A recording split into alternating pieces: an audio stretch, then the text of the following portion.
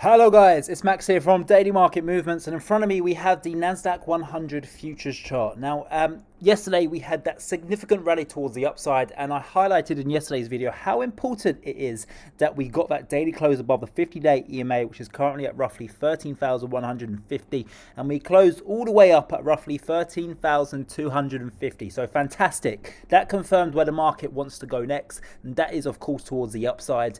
Very, very bullish signal indeed that we did get that daily close above the 50-day EMA. Now, in the past hour or so, the Nasdaq 100 has declined roughly 150 points. It's currently at 13,194. So it did hit a peak high in today's trading session when the US markets opened up at 13,300. So it's fallen roughly 120 points. But this is a buying opportunity, guys, okay? We're now going to test a 50-day EMA as a new floor in this market. I personally believe that it will hold. You know, if we were going to completely break down, we would have done so at the start of this week. So yesterday's trading session, I don't think we would have seen as much buying activity as we did if we were to go and test a 200-day EMA, which is all the way down at roughly 12,000 to 11,500. So I see this as a buying opportunity. I'd ride it back up towards the swing highs at roughly 13,300. I think going in towards the middle, towards the latter end of the week, 13,500 will be the target. But for this market to return back towards its all-time highs up at 13,900, I want to highlight the fact of how important Friday is, okay? Why is Friday important? Well, that's because we have the non-farm payroll numbers coming out. Okay, the reason that we've seen this huge decline in the Nasdaq 100 over the past 2 weeks is because we've had the bond yield prices rising through the roof. All the way from 1.2 all the way up to over 1.5, and they're currently sitting at around 1.4 now. Okay, and why have the yields been rising? Well, that's because traders are expecting for the Fed to hike interest rates. Why? Well, that's because traders, hedge funds, banks, they're all anticipating for an economic boom as the country starts to reopen in the latter end of 2021, and especially going into 2022. You know, people have been given lots of money by the government, you know, with regards to stimulus packages or grants, business grants, and you know, people, they're going to do what they do best, and that's consume, that's spend money, and everyone's, well, not everyone, but the majority of people right now have money in their pockets, and as soon as the world, the economy, and countries reopen their borders, people are going to be going on holiday more than ever. They're going to be going out with their friends to restaurants. They're going to be going to bars more than ever, you know.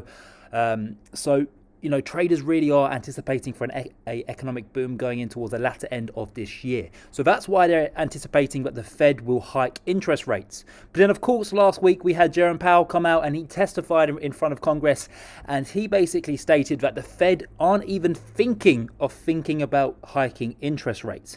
Now, why did he say that? He highlighted two factors. He said that inflation is very, very bad right now, and as well as that, the job numbers, the unemployment rate is extremely high in the US. It's the worst it's been in decades. And the Fed just basically said, we're not even thinking of hiking interest rates when the job numbers are like this. Now, of course, on Friday, we have the non-farm payroll figures come out. If those numbers were to come out a lot higher than expectations, I would see a massive fall in the stock market going in towards next week.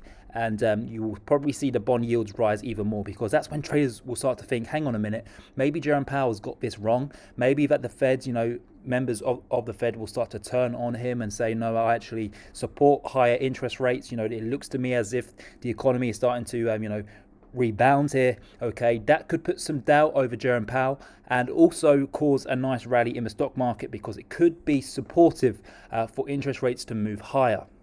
But on the flip side, guys, if the job numbers for February come in worse than expected, so lower, that could be very, very good for the stock market, because, that would basically say, yes, Jerome Powell has got this right. Maybe we're not ready to hike interest rates yet. And of course, stocks thrive when we're in a low interest rate environment. So I'm looking towards Friday to be the real dictator as to where we go next in this market. Same as the S&P 500, same as the Dow, same as the gold, okay?